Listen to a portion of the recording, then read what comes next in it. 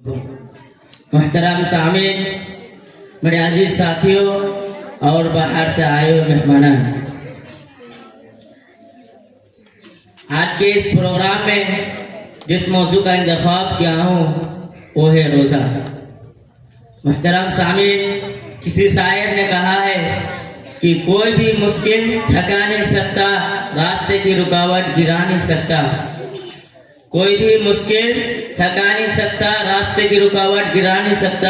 اگر جنون ہے جیتنے کا تو ہار بھی ہرا نہیں سکتا۔ محترم سامعین، آج مجھے بہت خوشی ہے کہ میں آپ لوگوں کے سامنے اسلام کی ایک بہت اہم رکن روزہ پر کچھ باتیں پیش کر رہا ہوں۔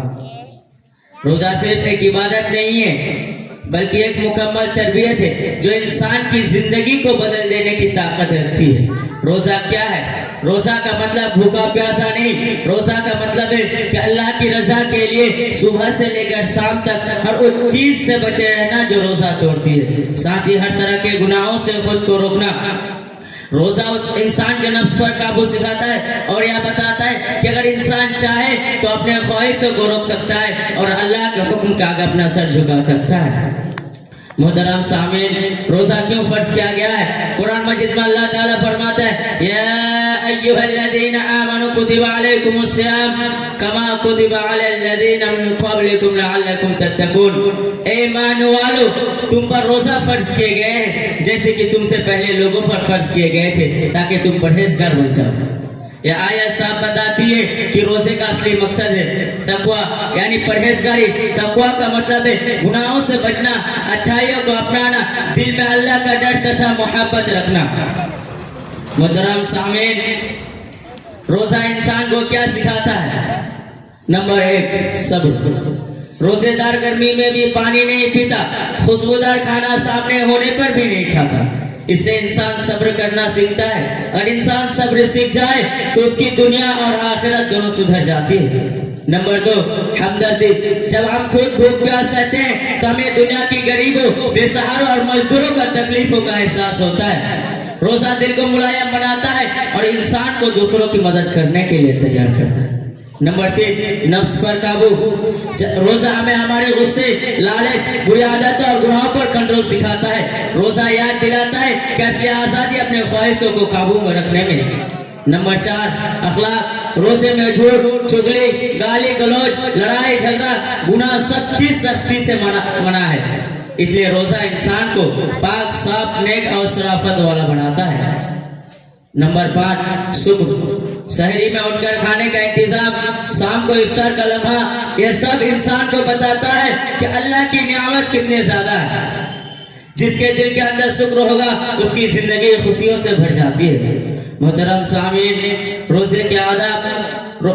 روزہ صرف بھوکا پیاسا روکنا نہیں، روزہ کا مطلب ہے روزہ صرف بھوکا پیاسا نہیں، جیسے 5 وقت کی نماز پابندی کے ساتھ پڑھنا، قرآن کی تلاوت کرنا، زیادہ سے زیادہ دعائیں کرنا، بیکار باتوں سے بچنا، غصوں سے بچنا، اپنے نگاہ اور زبان کو قابو میں رکھنا۔ اگر ان آداب کے ساتھ روزہ رکھی جائے تو انسان کی زندگی میں روحانی چمک پیدا ہوتی ہے۔